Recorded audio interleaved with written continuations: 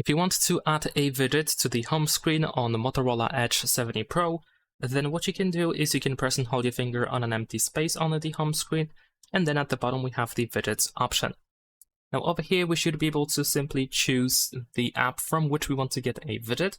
Of course, not every app has a widget, but if an app has widgets, then of course you should be able to find it over here. And then you should be able to just simply add the widget to the home screen. So let's say I'm going to choose a WhatsApp widget over here. We can just press and hold our finger on the widget and then just drop it anywhere you want it to be placed. And there we go. In some cases, we can also resize widgets pretty easily.